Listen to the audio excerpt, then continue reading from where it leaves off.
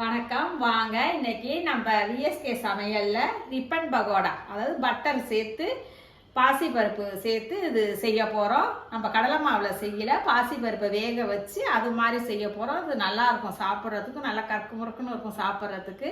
அதுதான் இப்போ நம்ம செய்ய போகிறோம். அது எப்படி செய்யறதுன்னு பார்க்கலாம் வாங்க.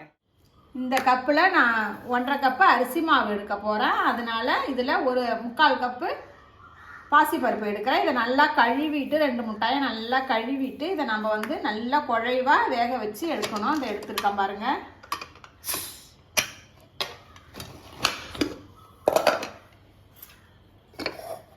நல்லா இது போல் நல்லா குழைவாக வெந்திருக்கணும். இதை நம்ம ஒரு கரண்டியால் அப்படியே வச்சு இல்லைன்னா மத்தால் அப்படியே கடைஞ்சி விட்டு எடுத்துக்க வேண்டியதுதான்.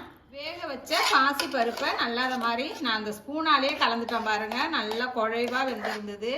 நம்ம 2 விசில் விட்டால் போகிறோம். நீங்கள் இன்னும் 1 விசில் விட்டீங்கன்னா நல்லா குழைவாக வரும். அது வேக வைக்கும் போது மீடியமாக வச்சு வேக வச்சிங்கன்னா நல்லா இந்த மாதிரி குழைவாக கிடைக்கும். ரொம்ப விசில் விட வேண்டியல. இப்போ இது அப்படியே இருக்கட்டும். இப்போ நான் இதில் 1.5 கப்பு அரிசி மாவு எடுத்திருக்கேன். நான் அது கடையில் வாங்கின மாவு தான் எடுத்திருக்கேன். இதுக்கு உப்பு சேர்க்க போகிறேன்.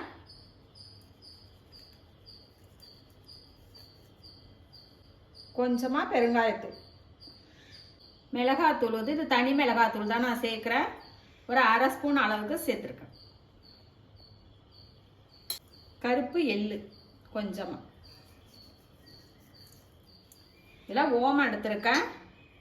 ஒரு 1/4 ஸ்பூன் அளவுக்கு ஓமம் எடுத்திருக்கேன். இது நல்லா கையால் ஒரு கசக்கிட்டு சேர்க்கும்போது நல்ல ஒரு வாசனையாகவும் இருக்கும். இப்போ இந்த ஓமத்தையும் சேர்த்துப்போம்.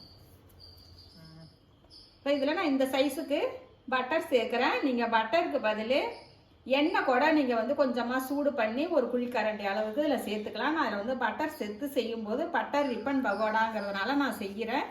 நீங்கள் வேணால் இதுக்கு பதில் எண்ணெய் கூட நீங்கள் சூடு பண்ணி சேர்த்துக்கணும். அதை இப்போ இதை நல்லா எல்லாத்தையும் மாவில் ஒன்றா கலந்து விட்டுருவோம். நல்லா கலந்து கொடுக்கும்போது அந்த ஓமம் வாசனை சூப்பராக நல்லா கமன்னு இருக்குது.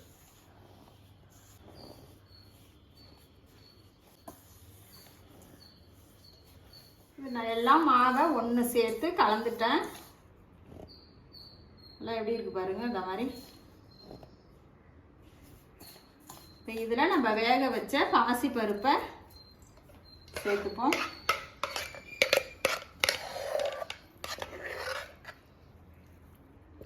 எல்லாத்தையுமே சேர்த்துக்குங்க. இதில்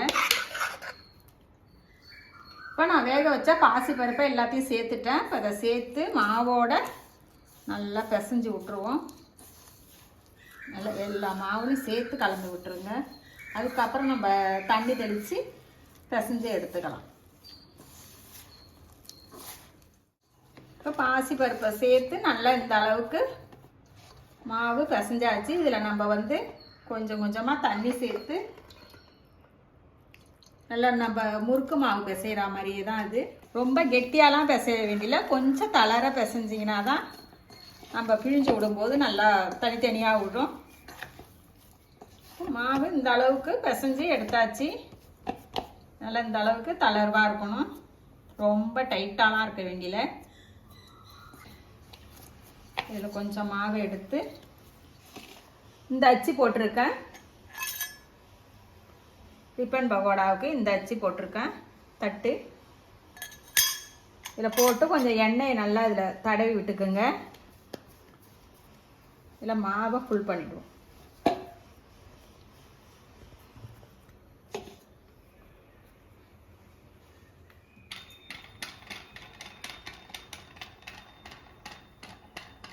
இந்த பக்கம் எண்ணெய் காயுது, நல்லா காஞ்சிடுச்சான்னு பார்க்கறதுக்கு நம்ம சின்னதாக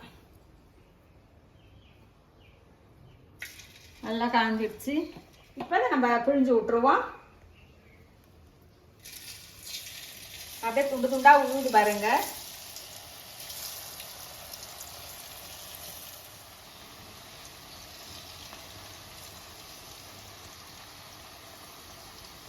இப்போ இது அப்படியே நல்லா மேலே எம்பி வரும். அதுக்கப்புறம் நம்ம திருப்பி போட்டுக்கலாம். இப்போதைக்கு ஒன்றும் பண்ணாதீங்க.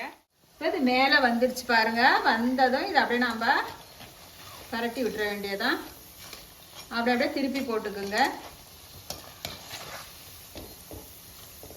எல்லா பக்கமும் திருப்பி விட்டு வேக வச்சு எடுத்துக்குங்க. இது நல்லா திருப்பி விட்டு எண்ணெய் சலசலப்பெல்லாம் அடங்கிடுச்சு பாருங்க. இப்போ அது வெந்துடுச்சு.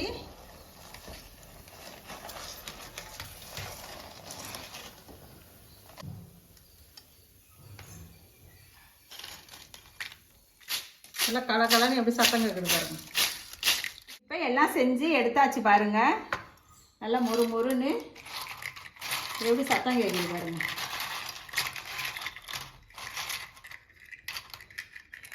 நல்லா கலகலன்னு எப்படி நொறுங்குது பாருங்க. நல்லா கற்குன்னு சவுண்டு கேட்குது. இது மாதிரி நீங்களும் சட்டுன்னு ஈஸியாக நம்மக்கிட்ட இருக்கிற பொருளை வச்சு அரிசி மாவு பாசிப்பருப்பு எப்பயுமே நம்ம வீட்டில் இருக்கும். குழந்தைங்க டக்குன்னு ஒரு ஸ்நாக்ஸ் கேட்டால் ஈவினிங் டயத்தில் இதை மாதிரி செஞ்சு கொடுக்கலாம். இந்த மாதிரி ஈஸியாகவும் சாப்பிடவும் நல்லாயிருக்கும் டேஸ்ட்டு. இது மாதிரி நீங்களும் செஞ்சு பார்த்துட்டு கமெண்டில் எப்படி இருக்குன்னு சொல்லுங்கள். விஎஸ்கே சமையலுக்கு சப்போர்ட் பண்ணுங்கள், லைக் பண்ணுங்கள், ஷேர் பண்ணுங்கள், சப்ஸ்கிரைப் பண்ணுங்கள். ரசித்து சமைங்க, ருசித்து சாப்பிடுங்க. தேங்க்யூ.